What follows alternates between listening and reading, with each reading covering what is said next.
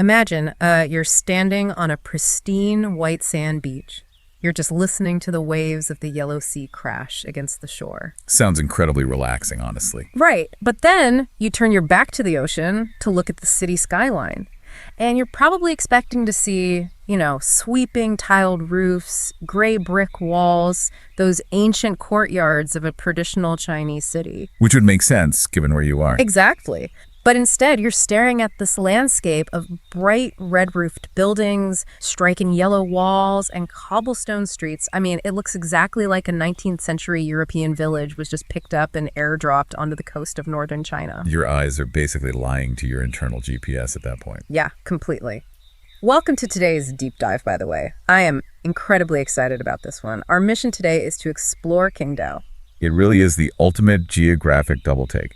When we travel, we rely on a specific architectural language to tell us where we are in the world, right? Oh, absolutely. So when you visit northern China, you bring an established visual expectation. And Qingdao just actively shatters that expectation the second you step off the train. It really does. It's this stunning coastal city that perfectly illustrates what happens when European history forcefully collides with Chinese coastal culture. And the fallout from that collision didn't just leave behind some pretty buildings. No, it created world-famous beverages, totally surprising local street customs, and just a cultural identity that is brilliantly unique. So, okay, let's unpack this, because we really have to start with that jarring visual contrast. The blue sea, white beaches, red roofs, and yellow walls. Yeah, it feels like stepping through a portal. How on earth does a city in East Asia end up looking like a Bavarian postcard? Well, to understand that visual shock, you really have to look back at the late 19th century. During that period, Germany actually took control of Qingdao. Wow, okay. And when they arrived, they didn't just, set up a few temporary military tents. They fundamentally re-engineered the entire urban landscape. Like a total overhaul. Exactly. They laid out European-style streets, implemented their own civic planning, and built these very distinct houses with the yellow walls and red tiles. They were basically trying to create a mirror image of their homeland right there on the edge of the Yellow Sea. But here's what I struggle with, honestly. We are talking about a relatively brief window of foreign control, and it was over a century ago. Right, it was not a long time in the grand scheme of things. And geopolitical borders shift all the time. Invaders come and go. So how did this really brief period manage to leave such a lasting, dominant mark on the city's identity today? I mean, architecture is one thing. You can leave bricks behind. Sure, buildings survive. But a city's actual soul, the way people live and breathe, that is so much more than just its walls and roofs. That raises such an important question, and the answer is truly the secret to decoding modern Qingdao. You're absolutely right. Bricks and mortar can easily just become a museum backdrop. Yeah, just scenery. But the most enduring legacy of that 19th century German period wasn't actually the architecture. It was a very specific piece of technology that the German workers brought with them. A piece of technology? Yeah, to sustain their own lifestyle from back home. Wait, are you talking about brewing technology? Exactly that. They brought the entire apparatus of German beer making. We are talking about the brewing processes, the specific recipes, the heavy equipment. Oh, wow. And the engineering knowledge required to produce high-quality lager. They didn't just import beer, they imported the means of production. That's a massive difference. It is. And that transfer of knowledge planted a cultural seed that grew into something much, much larger than the original German presence. It highlights this fascinating historical truth, Which is what? That sometimes the most permanent legacy of an empire isn't its military or its government, but its daily habits. That is wild to think about. Which brings us to the absolute crown jewel of the city's modern identity, which is Qingdao beer, or, as it's known globally, Tsingtao. The records show this brand was founded way back in 1903. Let's just pause and think about the mechanics of that timeline for a second. That is over 120 years old. Right. That means the specific brewery operating in this specific Chinese city has survived the fall of empires, multiple world wars, and just massive global economic shifts. It is older than anyone currently walking the streets of the city. That is just mind-blowing. How does a single company survive all of that? Well, the reason it survived is because brewing infrastructure is incredibly capital-intensive and valuable. When geopolitical control of the city shifted over the decades, the new authorities didn't tear the brewery down. Because it was too valuable to destroy. Exactly, they kept it running. Beer is a universal currency. So the recipe and the techniques were preserved, adapting slightly over time until it became this deeply ingrained part of the local fabric. And it hasn't just survived locally, it has become a global juggernaut. I mean, it is exported to over 100 countries. It's arguably the most famous beer brand in China, acting as this liquid ambassador for Qingdao. It absolutely is. But here's where it gets really interesting. Because while you and I might buy this beer at our local grocery store in a standard green glass bottle or an aluminum can, the locals in Qingdao have developed a street-level distribution method that completely broke my brain. You are referring to the plastic bags, aren't you? Yes, they drink it out of plastic bags. You literally walk up to a neighborhood shop, point to the fresh draft beer you want, and the vendor pulls a tap and fills up a clear plastic bag. Just right there on the street. Yeah, they throw it on a scale to weigh it, tie it off, and just hand it to you. People carry these sloshing bags of beer everywhere, to the beach, to the park, and specifically, people take them on the public bus on their commute home. It is a phenomenal mental image, isn't it? Everyday commuters standing on public transit, casually holding a plastic bag full of golden foaming liquid. Okay, I have to push back on this a little bit because my first instinct is that this has to be a messy, impractical gimmick. How so? Well, I'm picturing myself as a kid walking home from the pet store holding a goldfish in a plastic water bag. Oh, right. It swings around, it is super awkward to hold, and what happens when you need to set it down to tie your shoe? That is a fair point. But more importantly, is it actually hygienic to buy draft beer squeezed into a flimsy plastic sack on the side of a busy road? Your reaction is perfectly natural. It feels entirely counterintuitive to literally everything modern supply chains have taught us about beverage packaging. Yeah, we are conditioned to trust glass and aluminum. Exactly. But if we connect this to the bigger picture of how supply chains actually work, this method is not only highly hygienic, it is a masterclass in logistical efficiency. Okay, you're going to have to walk me through that because hygienic is definitely not the first word that comes to mind when I think of street corner plastic bags. Think about the traditional bottling process for a second. You have to manufacture the glass, ship the empty bottles to the factory, sterilize them, fill them, cap them. Put them in cardboard boxes. Right, and ship them on heavy trucks to a warehouse and then finally to a store. There are dozens of touch points. So many places for things to go wrong or get delayed. Exactly. In Qingdao, they are completely bypassing that entire industrial bottleneck. The beer goes straight from the brewery into a sealed steel keg. That keg is delivered directly to the neighborhood vendor. Okay, so the keg itself is standard and clean. Right. And the plastic bag. It is a brand new, sterile, single-use, food-grade container. Oh, I see. The vendor fills it directly from the sanitized tap. The beer never touches the open air for more than a second. It is essentially a flexible, disposable growler. That makes a lot of sense, actually. And because there is no light exposure over weeks on a supermarket shelf and no long-term temperature fluctuation, you are getting the beer at its absolute peak freshness. So it is essentially farm to table, but keg to bag. Precisely. It is about total immediacy. And culturally, it strips away the pretension of the product. What do you mean by that? Well, when you put a beverage in an expensive, heavily branded glass bottle, it becomes a commodity. It becomes something formal. But when you serve it in a simple, unbranded plastic bag that a worker can just swing by their side on the walk home, it becomes a daily staple. It completely democratizes that 120-year-old German brewing legacy. It integrates it directly into the casual, modern, everyday rhythm of the city. That actually changes my entire perspective on it.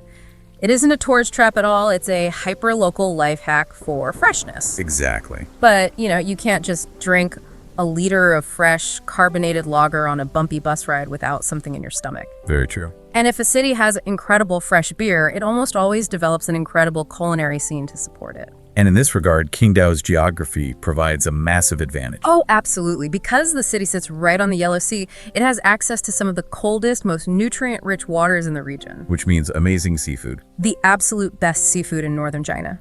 We are talking about incredibly fresh clams, crabs, and shrimp.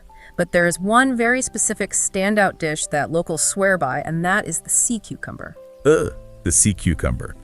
I imagine for a lot of listeners, the name sea cucumber paints a picture of a crunchy green vegetable growing underwater. Right, like a pickle in the ocean. But it's actually a marine animal. It's this invertebrate that lives on the ocean floor. And the local way to prepare it in Qingdao is to grill it and serve it absolutely smothered in garlic. Sounds intense. It is. Now, let's look at the gastronomy of this because I want to know why this works so well. Sea cucumbers are known for having a very unique, slightly gelatinous, chewy texture. They don't have a very strong flavor on their own, right? Exactly. Biologically, they're essentially a blank canvas of highly textured protein. So when you grill them, that chewy texture acts like a sponge for the intense, pungent, earthy flavor of the roasted garlic. Which is a very heavy flavor profile. Right. And when you pair that heavy, savory umami flavor with the crisp, cold, slightly bitter profile of a fresh pale lager, it just completely balances out. Which brings us to a crucial cultural philosophy in Qingdao. The locals don't just view this as a good meal. They consider fresh beer and fresh seafood to be the perfect combination. The perfect combination. It is a very definitive title. It is definitive because it represents the ultimate expression of the city's terroir.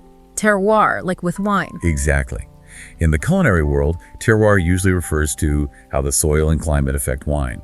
But here, the terroir is the collision of the city's two greatest assets. The ocean and the history. Yes, you have the ocean providing the rugged, savory seafood, and you have the historical European legacy providing the crisp, refined beer. When you consume them together, you are literally tasting the geography and the history of Qingdao in a single bite and a single sip. I love that. So what does this all mean for the physical layout of the city? You have your bag of fresh beer, you have experienced this perfect culinary combination, and now you need a place to go experience the geography firsthand. Which brings us to a really evocative landmark, Zhan Pier. Right. Zhan Pier is described as this incredibly long platform extending way out into the sea. It's much more than just a tourist photo op, by the way. It is a profoundly significant piece of civic infrastructure. You can walk away from the bustling streets, head all the way to the very end of the pier, and suddenly you are completely surrounded by the water, just watching the waves roll in. Is Zhan Pier essentially acting like the city's front porch? That's a great way to put it. Like a designated architectural space specifically built to let people escape the noise of the urban environment and physically interact with the ocean. The city's front porch is a brilliant way to conceptualize it, actually. If we connect this to the bigger picture, you have to look at the transition happening as you walk down that pier. What do you mean? Well, you start on the mainland, surrounded by those red-roofed 19th century European buildings. That represents the heavy, undeniable weight of human history and geopolitical struggle. Right. But as you walk out onto the pier, the buildings recede, the noise of the traffic fades. You are stepping out over the wild, timeless expanse of the Yellow Sea. You were basically suspended right in the middle of the two environments. Exactly. There is a deeply poetic concept often used to describe Qingdao. It is the city where the sea meets history and culture. Wow. Zhan Pier is the physical embodiment of that idea. It is the exact intersection. It is a bridge between the land where human culture is forged and the sea, which dictates the climate, provides the food, and ultimately shapes the city's destiny.